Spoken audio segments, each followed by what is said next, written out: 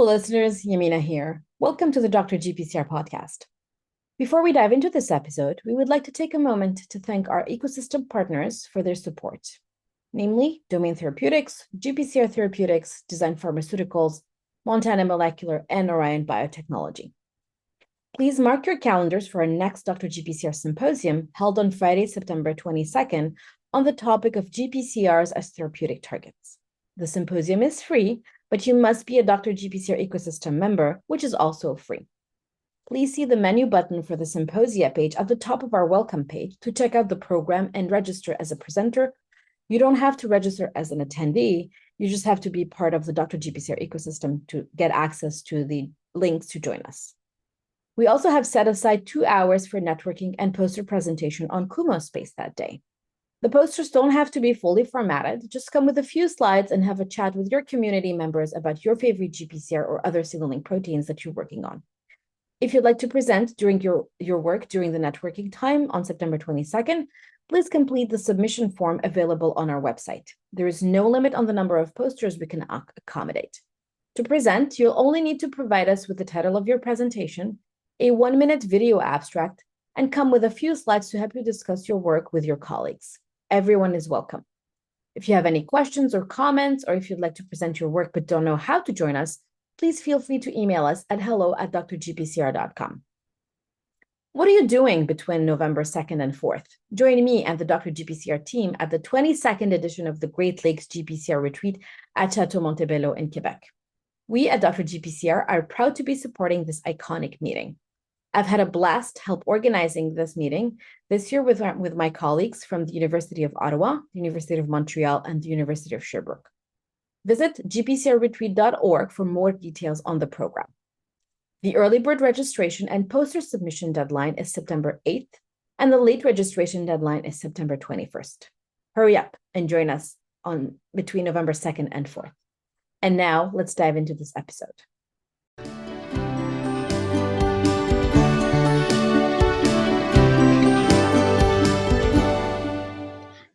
Hello, everyone. This is Yamina from Dr. GPCR, and today I'm very excited to have with us Dr. Gregory Tall. Greg, really great having you this afternoon. How are you doing? Doing well. Thanks for the invitation. Very, very excited to have you on. Before we hit record, we were just talking about the Gordon Conference in Switzerland. It's the image that I like to lead people into the conversation. I'm glad we got to meet in person, I think twice this year, because we met in February for the first time in person as well in Boston here at the GPCR Targeted Drug Discovery Summit. Yes. Yeah. The Switzerland meeting was awesome. It was. Just all kinds of good science there. And it was the top of the field. And so I really enjoyed it. I loved it too. I think it was a very unique program. It was the location was new for the molecular pharmacology crowd, which was, I think, really nice. And I can't wait for 2025 when we'll be in quote unquote in my backyard here in the Boston area, where I think it's a 2-hour drive. Did they pick the meeting or they picked a site? Or? They did, yeah. We voted. I think you might have missed that. We voted on there already. I voted for that too. The what is it? The ski resort. Mm-hmm. Yeah. In New Hampshire. I thought that the GRC still has to approve that. Is that they do, but I wonder, I hope they're gonna give us the site and not take us back to Ventura. Although, I don't know, Ventura in June might be interesting. Yes. You know what you're doing there. So. Exactly. All right, so let's start at the beginning. Would you please introduce yourself and tell us who you are and what do you do? Yeah. All right. So Gregory Tall, I'm an associate professor in the pharmacology department at the University of Michigan Medical School. I've been there at Michigan for it's over 7 years now. I started out at the University of Rochester Medical School as a new assistant professor, and I was there for about 8 years. So 15 about total as a professor. And our work is we're into GPCRs a lot, particularly adhesion GPCRs. And, the other side of the lab that is the more mature project that we've been working on is the RIC8 proteins. And so Mhm. those are the proteins that um, I think we pretty much nailed down our essential chaperones that fold all of the G protein alpha subunits. So we work on both directions still. Mhm. I think the adhesion GPCRs is a bit more active now because there's a lot more to do, and there's 33 of them. And so that's kind of the main things we do. That's great. And before becoming a professor, did you always know that you wanted to be a scientist? Yeah, when I was an undergrad, I went to Bucknell University in Pennsylvania, and I I had I was in a biochemistry lab, and so it's a predominantly undergraduate institution, and I had, this is kind of crazy these days, but I had a professor, and I was the only one who worked in his lab, and he went on a sabbatical of sorts to England for the summer, and I got to be a 20-year-old in the lab working with P32, labeling up DNA and probably Wow. scorching the whole place hot, and uh, running all these sequencing type gels of old, and it was great fun, and that's what got me into it.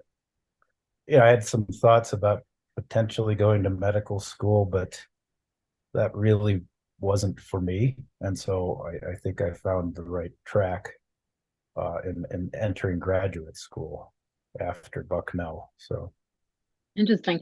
And before that, as a teenager in high school, was it something you were interested in? Was science something of interest to yeah, you? yeah, I liked the science courses, and I always had it. I mean, that I kind of knew going into undergraduate that I was going to be in a science intensive degree.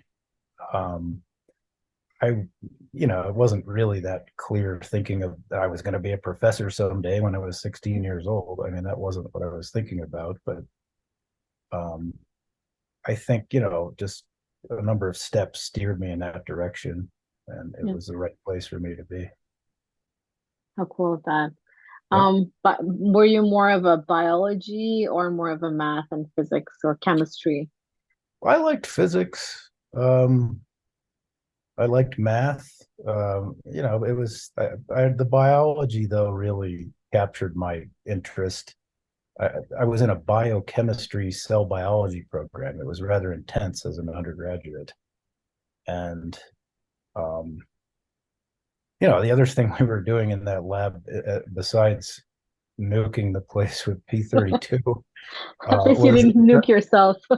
yeah, or who knows, uh, the organism was a moss, and so we were working on Fiscomatrella patens was the moss organism, and we actually had one of the first generation gene guns. So not only was I, as I said, nuking the lab with P32 all by myself, I was loading 22 caliber cartridges into this gene gun and pounding on them with a nail and a hammer to, you know, essentially shoot DNA into the moss to get, transgenic expression of DNA. So I Wow. don't think any of this stuff could go on now unsupervised, but at the time, that's what I did. And from that undergraduate experience, it seems like you really liked working in the lab, and that led you to graduate school. How did you pick the topic you'd be working on in graduate school, and what was it? So graduate school, I ended up going to UT Southwestern Medical Center in Dallas.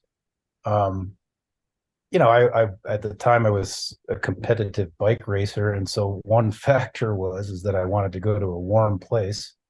After living in Syracuse my whole life, New York, where it is the snowiest city in the United States, I thought I'd go somewhere south and warm, and UT Southwestern was awesome. I went there I was invited to do an interview. I didn't know that much about the place, but it was very impressive, high level science, and that's what attracted me to go there. And I didn't really have a clear plan with the rotations that I looked at for the labs that I was going to join. Oops, I should have shut that off, right? Okay. No worries. Yeah. Yeah. Sorry. I ended up doing 4 rotations. I did a rotation in a pretty famous lab, the Brown and Goldstein lab. And I think, are you still there? Because Yes, I am. yeah, all right, okay. Yes, I Sorry. am. It's one of Um, those days today. yeah, and that lab was good, an awesome lab, but it just didn't seem for me. I also worked on, a project with telomerase with some pretty famous scientists at Southwestern as a rotator. But then ultimately, I picked the new guy. I signed up for a lab of a brand new assistant professor. I was his first graduate student. Bruce Horzdovsky was his name. And, he was an awesome mentor, and he's been a lifelong mentor to me ever since I did my PhD in his lab. And so the topic in that lab was um, yeast protein trafficking. So we were doing vacuolar protein sorting mutants. These were VPS mutants, and it's basically the a portion of a vesicle mediated trafficking pathway that operates between the Golgi and the endosome, and kind of the recycling pathway of that as well. And so these have analogs and mammalian cells, and we worked a lot on Rab biology, the Rab5 homolog in yeast. We found the Rab5 guanine nucleotide exchange factor and Rab5 effector proteins, the yeast homologs of them, and they have homology to the more popularly known um, mammalian versions. So that was graduate school. We actually did get into working with the mammalian homologs, this protein RIN1. It's quite important protein. It has the ability to act as a GEF or activator of Rab5, but it does so in response to activated RAS. And so to this day, I think this is still, I mean, it still gets referenced a lot, this paper from over 20 years ago, that it's a way for RAS to turn itself off. So active RAS binds to this RIN1 protein, and the RIN1 will stimulate the Rab5 GEF to cause to stimulate endocytosis. And so it brings in EGF receptors that are the upstream source of RAS activation. And so it's kind of a feed forward circuit for desensitizing RAS signaling, essentially. Wow. So that was very productive, I felt. And, I got my PhD and then ended up, due to family reasons, that I decided to do my postdoc at UT Southwestern as well. Okay. Yeah. So On the same topic, or I'm trying no, to no, no. make a whole. No, I was, I say it this way. I was working with small G proteins, and then I moved up to working with big G proteins. So, so That is cool. I basically, moved a cart with my stuff on the last day of graduate school upstairs to the 5th floor from the 3rd floor at UT Southwestern in the K building, and did a postdoc with Al Gilman working with heterotrimeric G proteins. And that's basically how it went.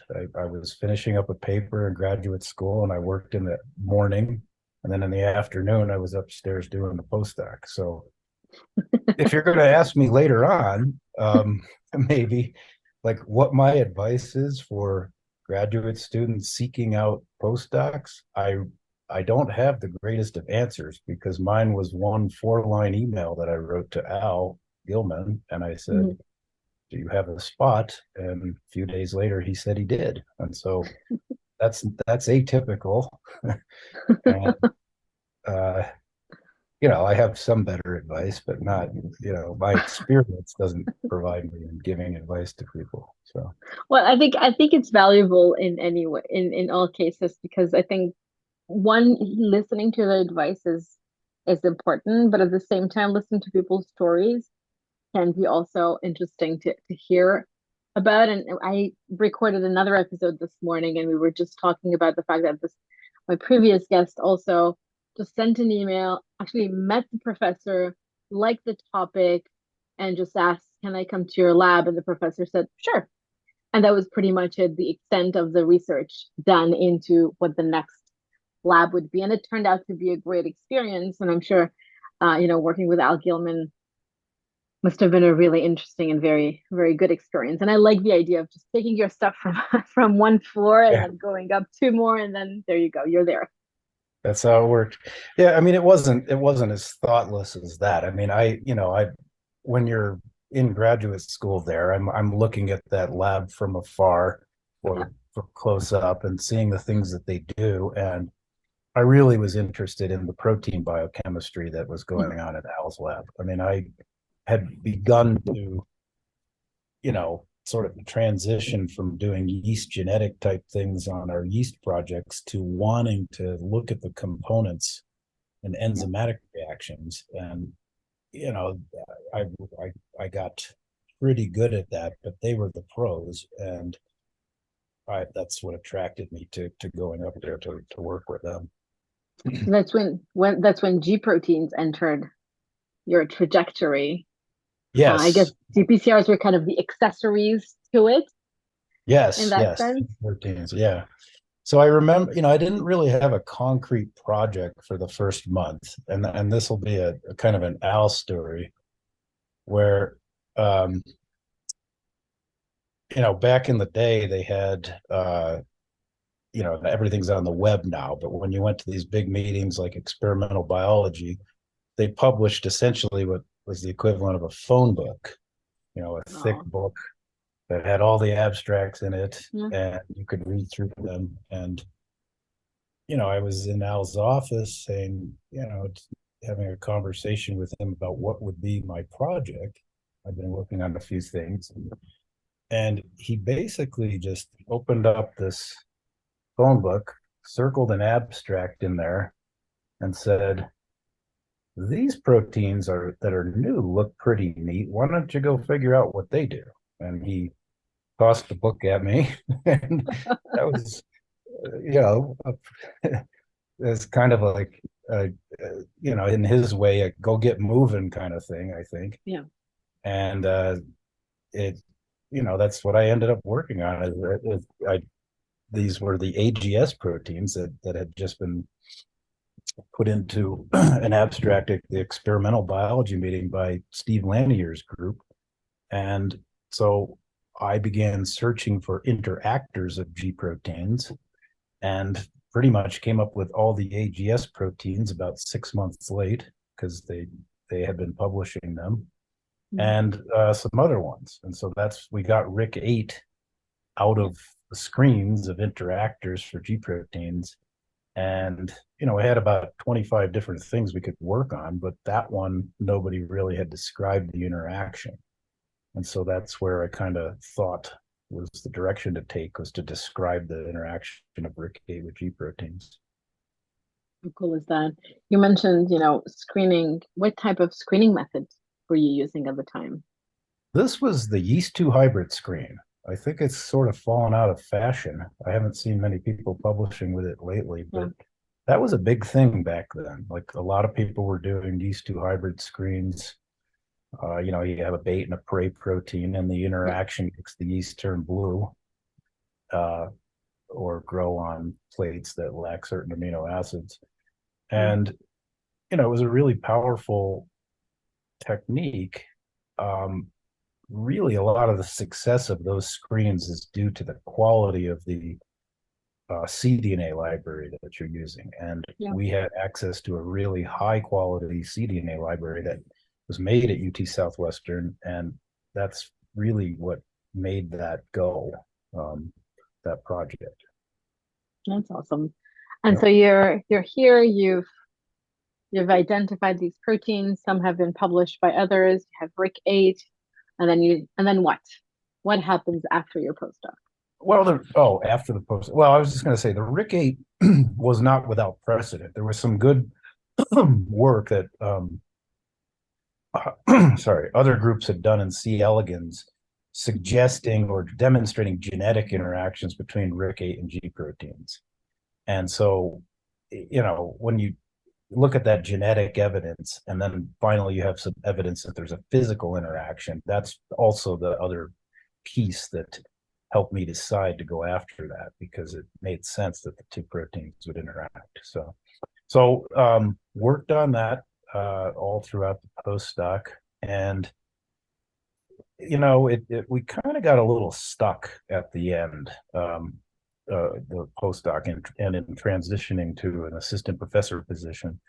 And the problem is that I could purify RIC-8, and I showed, sorry, in a test tube, that it could act as an exchange factor for G proteins. Mm-hmm. So in some sense, it was doing what a GPCR could do to a G protein, the alpha subunit only. GPCR obviously requires the heterotrimer, but it could take G alpha GDP and pretty dramatically stimulate nucleotide exchange to make G alpha GTP. And so that is a very appealing thing to do when you have a non-GPCR GEF that's activating a heterotrimeric G protein alpha subunit. That's what I actively pursued. I was looking for this in cells and evidence all over the place to see if I could recapitulate these test tube findings with, cell-based signaling assays. And I really never could. And so, it's a bit complicated, but really the bulk of the early years of my assistant professorship, there was some evidence also that some of the Drosophila and C. elegans folks had shown that when they could knock out RIC-8 in those organisms, that the levels of G proteins were reduced. And so that is something different than regulating the G protein, a mature G protein at the signaling level. Yeah. And so we started, working on this in mammalian systems. We had knockout mice. They were dead. So that was kind of tough.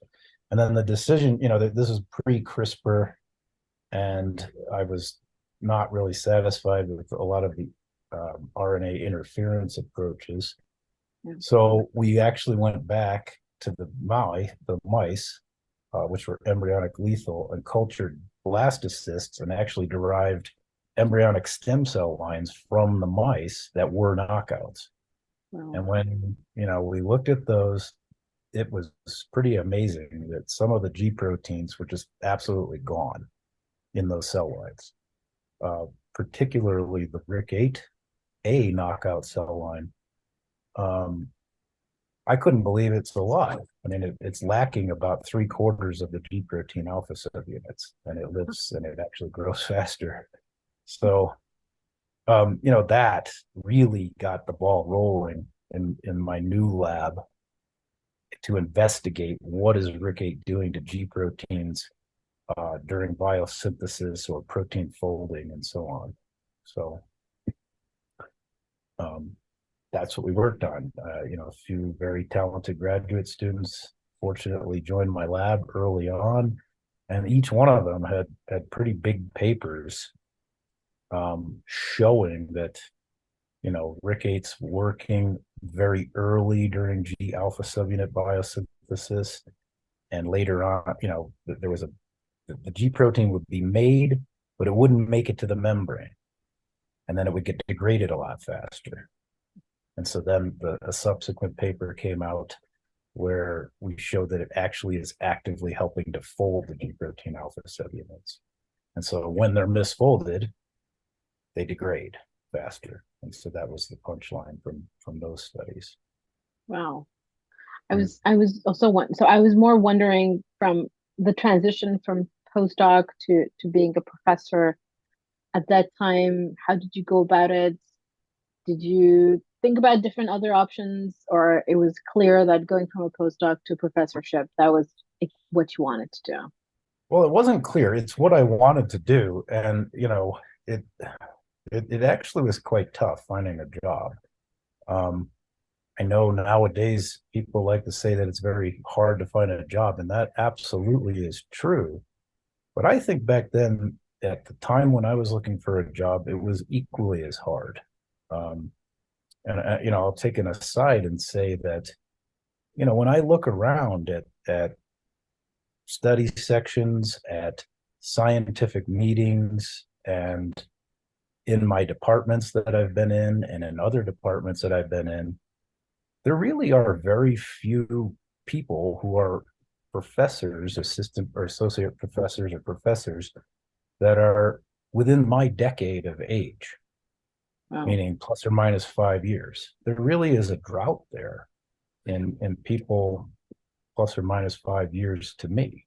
And there's a lot of older people that I see. And then now, thankfully, I'm seeing a lot of more younger early stage investigators that are joining the faculty ranks. So there was a little trough period at exactly the time I was looking for a job. The NIH budget had just flattened after 10 years of expansive growth. And there was also a financial crisis in 2008. And so these things kind of made universities stop hiring as much. So it was quite hard to get a job. I mean, I sent out like 80 applications for jobs. I got 2 interviews and I had 2 job offers. So Wow. it was about getting your foot in the door and then being able to show the people the science. And I just didn't have a lot of opportunities, but I did have one great one, and that was at the University of Rochester. And that was a great place. I miss it in many ways, but that made my career take off. What we were able to do at the University of Rochester. And that's why I was asking about, finding it difficult or not, because as you mentioned, nowadays it is very difficult to find a job in academia. And I was wondering, how did that compare? But I guess it's never easy. It's just a matter of, Yeah, pumping it out. I don't necessarily think it's any harder now. And I know that might not be a popular thing that most people think, but it if you just take what I just said and look at the numbers, I feel that maybe it's not percentage based, but there are a lot more early stage, newer professors that I see. And we have 6 new assistant professors in our department that were hired in the last 3-4 years. That's awesome. And I wish there were more, but there's 3 people my age, and it was the same thing at when I was at the University of Rochester. I think there was 2 of us in this decade. So, it depends on your perspective, I guess. Yeah. Well, it's interesting. I think I understand, financial crisis and things happen in the world, but I always feel like it's kind of your luck, and how much work you put in. And it's a combination of all of these things. And sometimes it works out, sometimes it doesn't, but it's a matter of not giving up. If you really want Yeah, it. and I had to be persistent. I mean, there was some doubts I was having at the time. Like I told you, that's not a very high ratio of Yeah. interviews that I received based on the number of applications I sent out. But there just really weren't a lot of job offerings that were really relevant to what I was doing. I was kind of stretching it in some of the 80 that I sent out. And so I might not have been the best fit for those. Yeah. I hope that it's better now, but listening to a lot of people, I don't think they feel that way. So yeah, it's tough. It's tough. All right. So you're at the University of Rochester, you're working on RICAID, a lot of great publications, 7 to 8 years in, then you move to University of Michigan. How did that transition happen?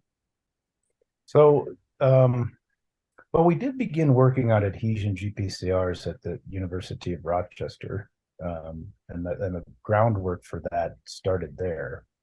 And then that's what I brought with me as the main projects for the lab at the University of Michigan.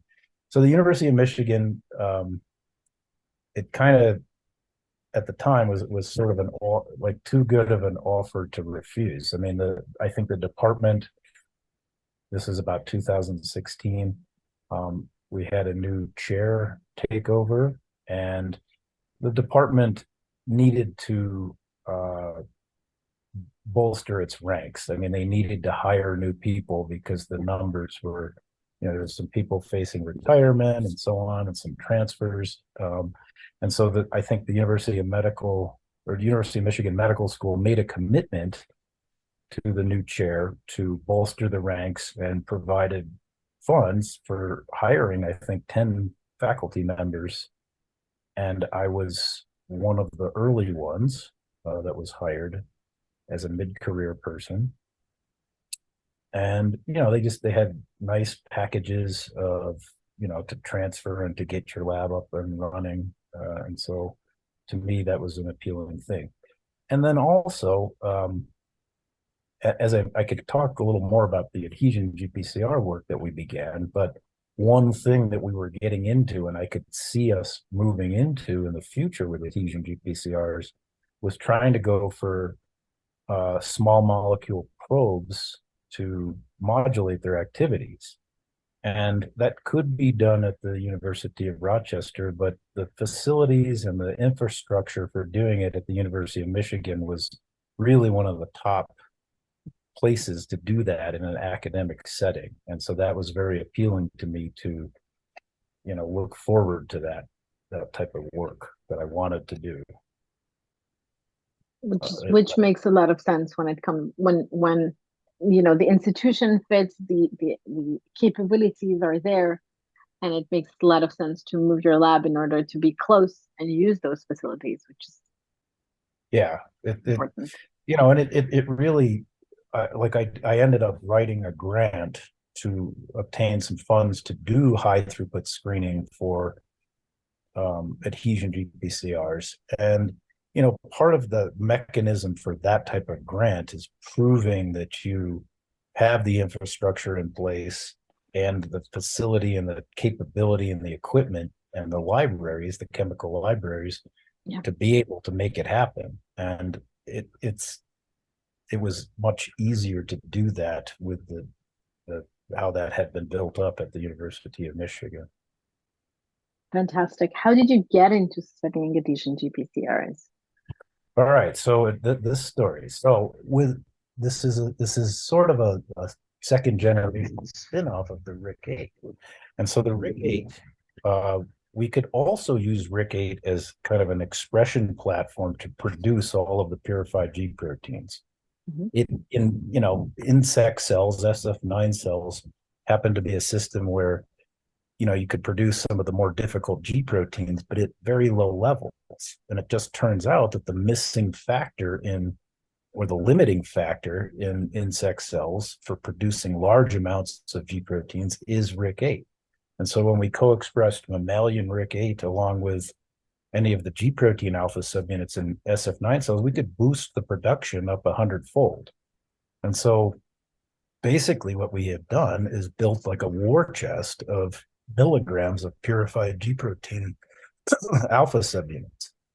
And, we were using them for assays with RIC-8, but I thought, we got to do something more with this. This is a very invaluable resource for our lab, and we give them out to other people too.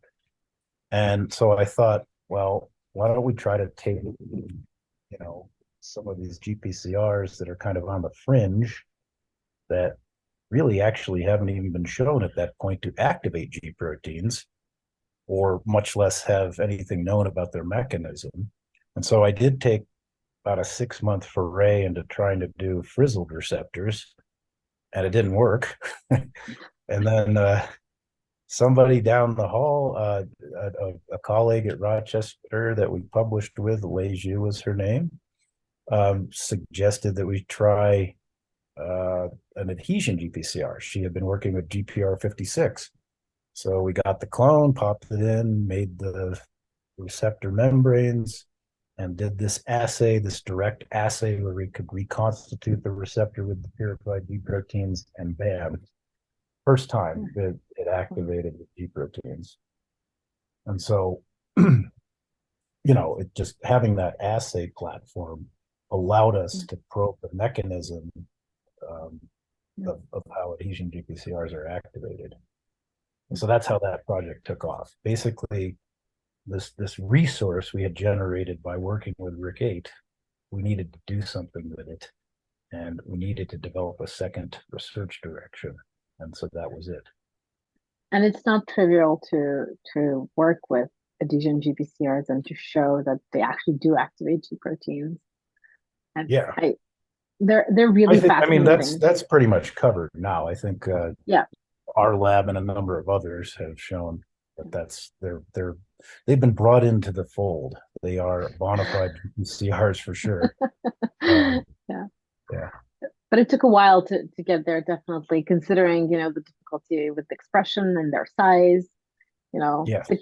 600 to 6,000 amino acids, and they have all this whole infrastructure of an N-terminal tail with the different domains, and it's not easy to work with these guys. So I think it's really cool that we finally have some structural information and all of these tools that are being built to study them. Yeah, it's really progressed a lot. That was another thing that I looked at it as. I felt that there were a lot, this is very general, but I think the state of the field of the adhesion GPCR field when we began working on it was, a lot of people looking at individual receptors and model organisms, knocking them out, seeing phenotypes, attributing mutations in adhesion GPCRs to disease and so on. But there really weren't the number of like pharmacologists and biochemists. There were a few, and they were doing good work, but it just didn't have, a lot of momentum in that area. And I thought that's something that we could contribute was, Absolutely. bringing some biochemistry to the field. Absolutely. All right. So I always ask this, and it doesn't have to be GPCR, but do you have a favorite GPCR or any GPCR or G protein or G protein modifying or activity modifying protein? You see where I'm going. I like a lot of them. I guess, I wouldn't say I have one. I like it could be family. I do like the adhesion GPCRs. I mean, we have done quite a bit of work with GPR-56, and that's the thing about GPR-56 is it seems to be in a lot of different places. There's really good evidence. Others have shown that it's got all these functions in the brain as far as regulating CNS myelination. There's roles for it in the pancreas that people have documented in skeletal muscle.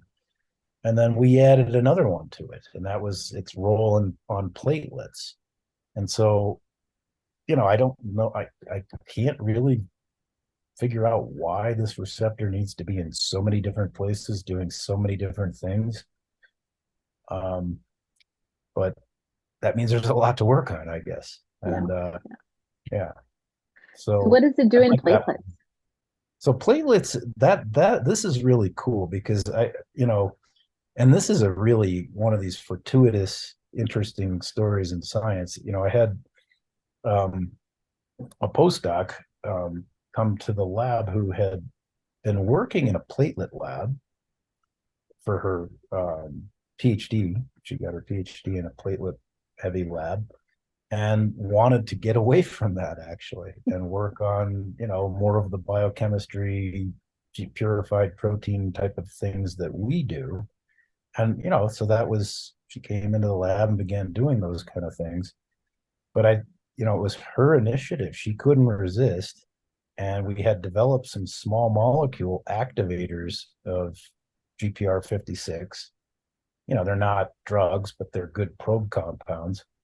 And she just plugged it into one of these platelet assays, ex vivo platelets harvested from human blood. And there's many tractable assays for measuring their activation. And this compound was as good as traditional platelet activators as anything. Wow. And it was astonishing. I'm like, is this real? And then, we went and got platelets and Western blotted them. There's a ton of GPR-56 on platelet membranes. And then I'm putting it all together, like starting to read about platelets. I hadn't worked on them. and realizing that one of the major ways that platelets are first activated is their interactions with collagen. And coupled with that is the shear force component of how platelets are activated.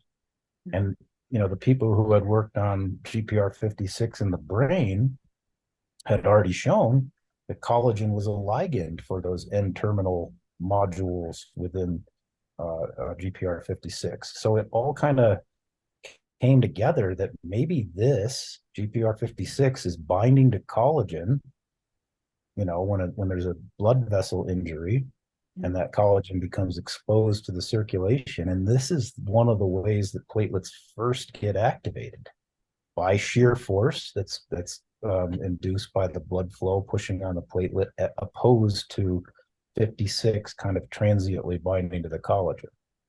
And I mean that, we've published one paper on that, and we're far from having all the answers to it, but I mean that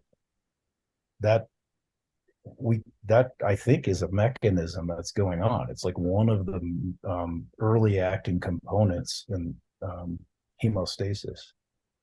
So there's a lot more to do there, to nail that down. But that really, in my mind, is one of the better examples of physiological activation of an adhesion GPCR by binding to a ligand and being influenced by shear force, cell movement. So I think those are really, really cool. Just reading about even, integrins and selectins and, for example, even leukocytes rolling and the interaction. I cannot yep. I cannot comprehend. I know it exists, but thinking about, the extracellular matrix and its components as actually ligands is such a fascinating thing, because it sounds like it's such a ubiquitous, environment. And how do the cells or the proteins that interact with collagen, for example, know that, okay, an injury has happened, something has changed, and now a receptor needs to be activated or a reaction needs to happen? I find it's really fascinating. It is to me too, and these are very difficult, challenging systems. This, Yeah.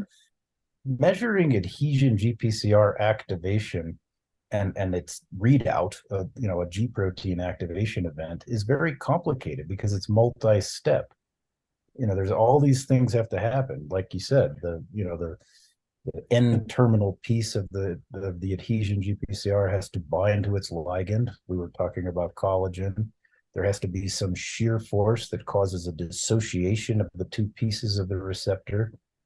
And then you have to have G protein activation. And the ability to read all or to measure all three of those things concomitantly is very, very difficult. I think that's one of the major things that's, makes adhesion GPCR research challenging. And also even physiologic.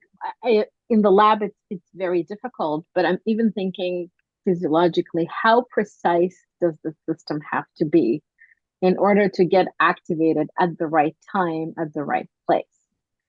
I mean, Yeah. it's really amazing. Yes, I am fascinated by this. There's controversies in the adhesion GPCR field. I mean, not everybody believes, and I think the evidence is pretty clear that it's not in every case that an adhesion GPCR has to become fully dissociated. There's other means of receptor activation, but for this tethered agonist based mechanism, I'm kind of going with the idea that it does require fragment dissociation of the receptor, and that's sort of a bit controversial. But something we're actively working on. Yeah, no, I think it's really interesting as a topic. Any other adhesion GPCRs you're working on currently? Oh yeah, well, yes. If you can reveal the Yeah. Well, you kind of touched on one that we were thinking about, is in leukocytes, um, not necessarily a strict interaction with collagen, that they encounter, but they interact with the endothelium in much the same way that platelets might interact with collagen that becomes exposed to circulation. They will roll along the endothelium, and there's a lot of physical interactions, cell-cell interactions there. And so one of our ideas is that,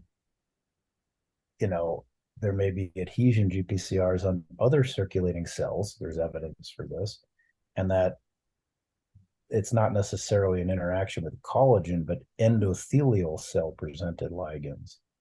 And so that's something that we're thinking about, kind of as a parallel to how GPR56 works on platelets. I like the cells in circulation because they have a built-in shear force component, and that is the flow of blood pushing on them. In more static tissues, I think this is even a greater challenge to figure out what adhesion GPCRs do. I mean, the force doesn't have to be acting fast. It can be a slowly migrating cell that, the adhesion GPCR attaches to a ligand, and then the cell slowly moves, and this dissociates the adhesion GPCR. That's very difficult to track in my expertise or lack of expertise. And I think there's a lot of incidences like that go on with adhesion GPCRs, and that's going to be an even greater challenge, at least to me, to study. Agreed. Any tools that you wish you had to study adhesion GPCRs or GPCRs in general? Well, I mean, we're going after these small molecules. We have, there are micromolar activators and inhibitors. We've got a new one that we haven't really put out there yet that's now into the nanomolar range as an inhibitor. And so this has pretty good potential because it's still a probe compound that needs chemical derivatization to really enhance it. But we can inhibit ex vivo platelet activation quite well with it. There's also roles for GPR56 being upregulated in all kinds of cancers. And so having an antagonist perhaps would potentially be therapeutic for that. I really wish we could hone our probes so that they could become really high affinity. That's where we're a bit lacking. We're trying to take, something that's 300, 400, 500 Daltons that we get out of these screens and have it fit in an orthosteric binding site that normally accommodates a 7 amino acid peptide, which is a bit bigger. And so, there's a lot of space there that I think we need to fill up and make stronger interactions of these probe compounds so that they become, or they're developed to become high affinity. Wow. All right. I also ask always this question. The answer is 100% yes, but I'd like you to elaborate on this. Do you think the GPCRs are still good drug targets? Absolutely. They're the best. Agreed. You froze. Yeah, that's okay. No, they're the best. I do, the thing that struck me that I've seen other people doing in the past. I mean, they've been doing this, but I think it's kind of gotten a lot more momentum in the past couple of years, is that they're going after larger things like peptides and antibodies and monobodies and small antibody fragments for GPCRs in general, particularly the class Bs, which are peptide hormone binding GPCRs. And I think this might have some applicability for adhesion GPCRs. The peptidomimetics of the tethered agonists that we make, they never really seem to have even this high affinity or the medium affinity that the small molecules have. But I think, drug companies and real experts who begin working on this might be a way to go. for adhesions. Yeah. So I've been impressed with the things that people have done through, directed evolution and so on, and making these type of molecules that are alternatives to small molecule GPCR modulators. Yeah, and I think if you remember Fiona Marshall's keynote where she was showing that I think 92% of drugs are small molecules, and there is a very low percentage of the remaining 8 that are peptides and even less antibodies when it comes to targeting GPCR. So I think there's space to grow into those areas beyond small molecules.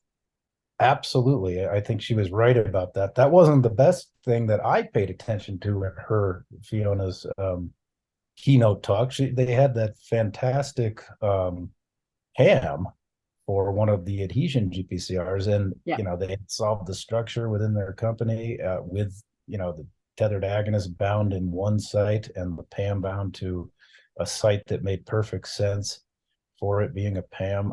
That was very impressive. I was a bit envious while I was still in awe of what they had done there with that. Yeah. Well, that's the thing with, I think, big companies where you can actually not necessarily do it all, but if it makes sense, is really solving the structure, screening, finding the molecules or the therapeutic modality, testing it, doing in vivo, in vitro, you name it, um, within under the same hat. Yeah, Which I think was really cool. we our lab had actually done that screen, a screen looking for inhibitors of the tethered peptide agonist. We'd gone through that, and that is the same as a PAM screen. So a PAM will enhance what the tethered agonist does. And so we had those things in our screen. And so we, based on what, Fiona had showed there, immediately, I'm like texting the lab, hey, let's go back and look at the old screen. I remember these like compounds that we call them super activators. Yeah. Let's get those out and, see what they do. And so that is something that, we're kind of backtracking onto in the lab. That's what I like about these conferences, the GRC conferences. You're listening to talk, and you're all of a sudden unlock something. You remember something, you write it down, and well, in this case, it had something to do with adhesion GPCRs, but it's still, I think, it's very inspiring to see other people's work, and it's refreshing and gives you ideas for when you It's get the back. best thing about the meetings. I mean, the between the networking and just the brand new ideas that you get, I mean, it's just wonderful. That's the greatest thing that I get out of meetings, and I like to bring the people in my lab to meetings. I mean, they didn't end up going to that one, but we're going to make a full lab force effort at the GPCR retreat in Quebec in the fall. So Excited for that one. Very, very yes. excited for that one. Yeah. I have a great lineup of speakers. I think it's going to be a really good meeting. And also, we're going back to the Chateau Montebello, which is a great, great location.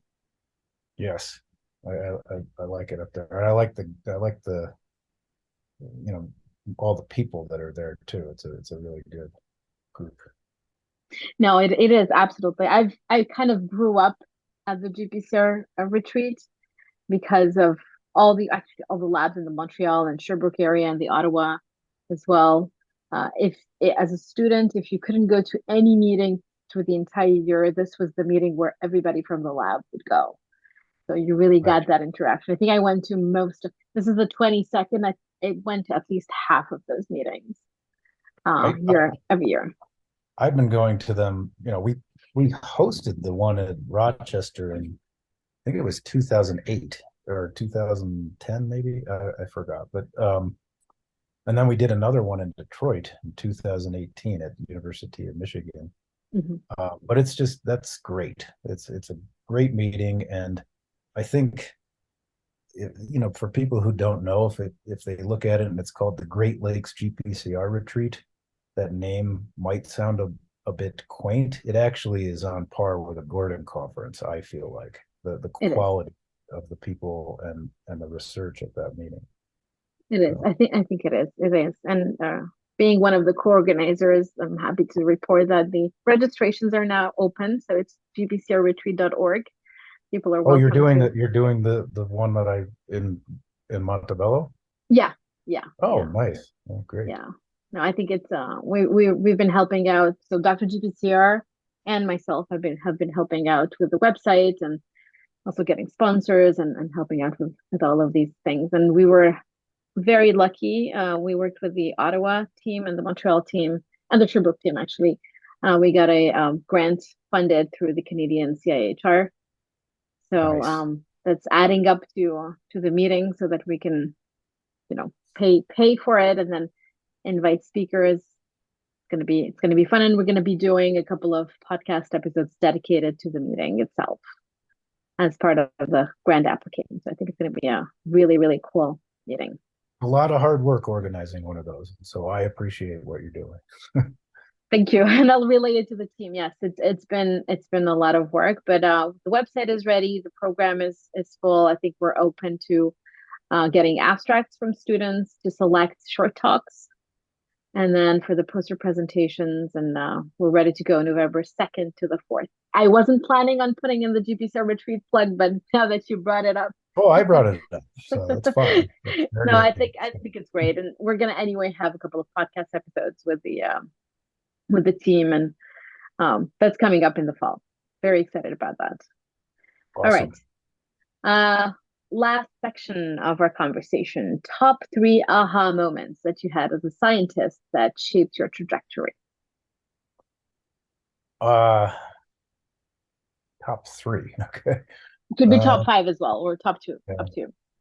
Well, I've kind of already described one. Is the one where when we finally got those RIC8 knockout embryonic stem cell lines and just looked at the levels of G proteins and they were down 95%. That was just really, I mean, that set up like a period of active research in my lab for 5 years to figure out what was going on with RIC8 controlling G protein subunits. The other one was with the first thing that we did with adhesion GPCRs, and that was, I had been working on them. I described how we reconstituted them and showed how we could activate a G protein with GPR56, the G13 G protein. But then, I'm thinking, what is the mechanistic question that we need to answer? And, I'm in the process of writing a grant and then, just thinking about some of the preliminary data that was in the lab.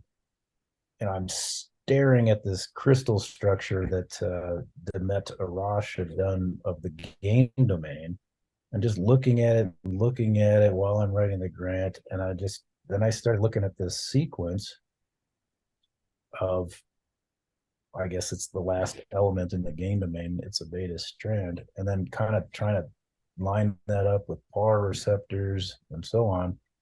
And it just made sense based on all the data that we had at that point that it was a tethered agonist. And so I just remember writing it down on a post-it note and running down to the lab and showing this very talented graduate student had been collecting all the preliminary data of this. And, for the next month, we just tried to knock that idea down experimentally, and we could not. And so it just kept getting upheld. And that really was set us up on the path to working on adhesion GPCRs. And I guess the other thing of late would be, that thing I described in platelets.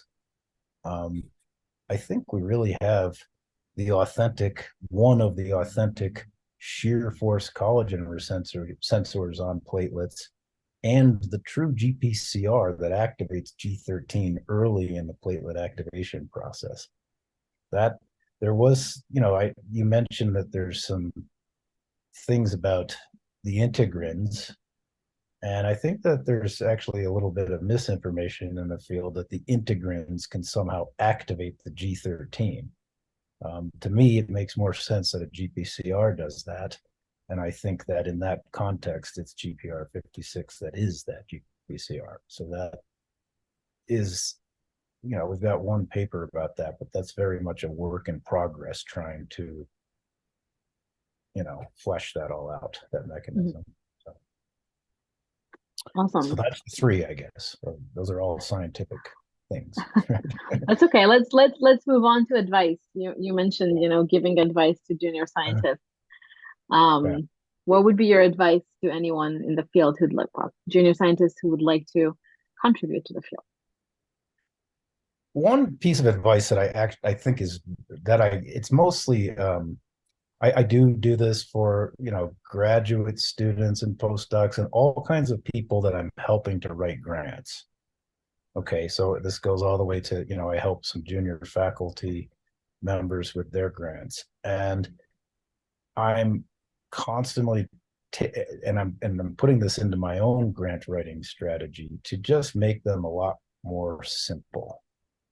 I think that there's this tendency, I had it too when I was, an early stage investigator, to flood the proposal with all of this data and to be very impressive. Look at all this work we've done and this mountain of data and this complicated mechanisms and complicated things I'm trying to show. You know, in the eye of a reviewer, I think a lot of that ends up getting lost. It can create some confusion and even frustration for a reviewer to have to weed through all of that. And so I'm I'm my advice to people who I'm helping write their own research proposals is to just simplify them and hit the big picture while at the same time balancing demonstrating that you're productive. Um, so Yeah. it's kind of a hard thing to balance, but Yeah. I think you want to be on the side of being a little more simple with when you have an overwhelming proposal. I think that's great advice because and not only in grant writing, but even in presentations. And I did that too. This tendency of wanting to show everything that you worked on and everything that you've done, and then I ending can up saying, remember. I can remember at the most recent Gordon conference, there were some slides where people who had 80 different assays up there "Yeah, on a single slide. I'm saying, how can anybody? yeah, I mean, okay, that's impressive, but nobody really is getting the picture of what's going on by having to look at all that. And so exactly, I agree. Yeah. exactly." No, no, absolutely. I think it's better to have less slide, well, less information on the slide. I actually, kind of as a side note, if you go on YouTube and you type in "death by PowerPoint," there's this guy. He does this for a living, but it's a 20-minute presentation as to how to give a good presentation. It's not necessarily only scientific, but he talks about the number of elements you can put on the slide. I think the number of elements is up to six. And he puts many, and he makes the crowd count the number of dots. And then I think more than six, you actually take longer because you have to count them. But visually, if you only see six on the slide, you can see it, and your brain computes faster.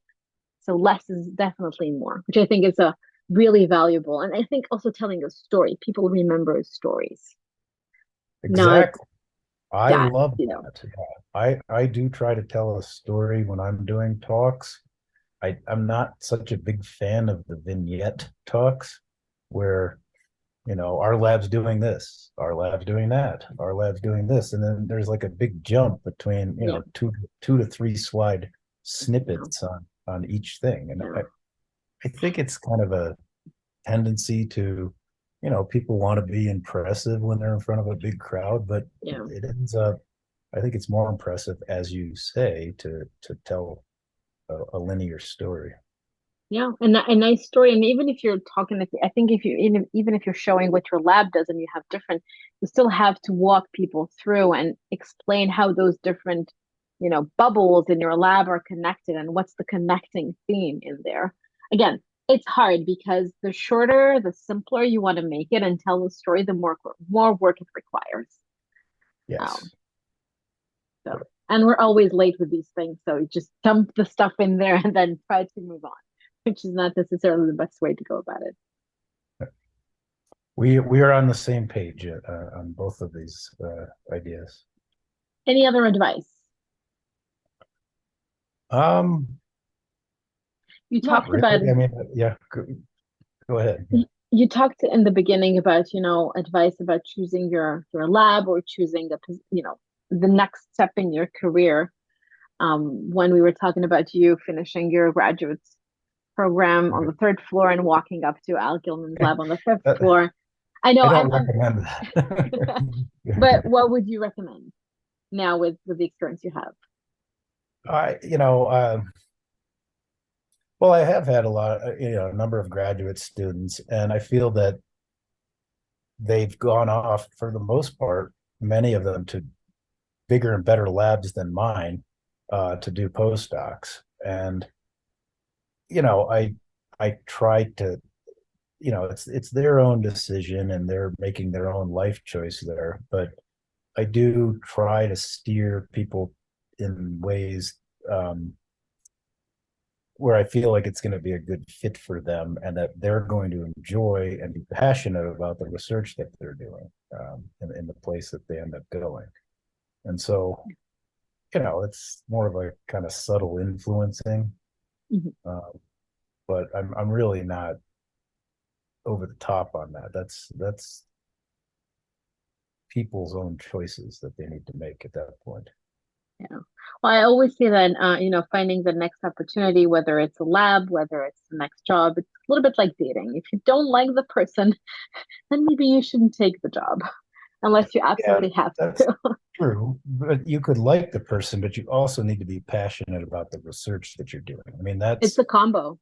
yeah, I think so. And you know, 90% of the time you're not spending with the lab PI. You're spending the majority of your time, working in a collaborative group, hopefully, with others, but by yourself at the lab bench too. And so that you have to be really jazzed up about what you're doing. I think that Absolutely. that really is the main thing. And of course, personalities of people that you're working with is very important as well. So, Yeah. Yeah. I think that's important. And what's also important, you have to be able to be independent. You have to be able to work with the people in the lab, but you also have to be able to ask for help and get the support from your PI, because at the end of the day, to publish and to move the work forward, you'll still need the support of the PI. absolutely. I think it's a rare thing, I hope, where a PI doesn't want to support the publication aspirations of their trainees. I don't know. I think it depends. It's sometimes it happens. If you're working maybe on a project that's uninteresting, or the PI is super busy and you need to leave the lab and then they don't have the time to work on it, and these things can drag on sometimes. And True. you know what happens if you left the lab and the work isn't published yet, it's out of your hands in that sense. That is always a difficult situation for both people, the departing people and the people that are left behind. Yeah, It, anybody, that would be a piece of advice. As best you can, if you're moving on to something else, try to not leave unfinished business. But because you know, after you leave, anybody new who's going to pick it up and try to finish it off, there's going to be a gap period of getting up to yeah, speed, and so it just yeah, ends up delaying yeah. the publication, perhaps. Agreed. All right. On this note, Greg, thank you again. Okay, It's thank you for really fun inviting me. talk. It was good. Yeah, It's really cool. I hope I took you down a little bit, down memory lane a little bit. I hope I am doing this the way that you've done most of these. I looked at a few of the podcasts from before, but Yeah, hopefully mine fits in. it does. It does. None of these are the same because guests are unique. They each have their own stories, and I think some, from a listener perspective, people might resonate with one guest more than another. But it's this colorfulness of our field that I'm trying, or we're trying to put out there. Yes, it's a unique thing you're doing, and I think it's great. So thank you. Thank you. Thank you so much. Thank you for joining us and listening to this Dr. GPCR podcast episode. We would like to thank our Dr. GPCR podcast guest and our team members, Attila, Ines, Montserrat, Ivana, Andreina, Balint, and Julia. Please mark your calendars for upcoming 2023 Dr. GPCR Symposia. Don't forget to visit us and check out the program. A huge thank you to our ecosystem partners for their support: Domain Therapeutics, GPCR Therapeutics, Design Pharmaceuticals, Montana Molecular, and Orion Biotechnology. You can connect with our partners directly in the ecosystem. Join us today. Also, please subscribe to the Dr. GPCR newsletter. Find us on YouTube, and if you like our podcast, leave us a 5-star review on Apple Podcast. You can also leave us a testimonial at drgpcr.com/testimonials. Another great way to support us is to share your favorite Dr. GPCR program with your network and colleagues. With any questions or suggestions, please email us at hello@drgpcr.com. Until next time, stay safe.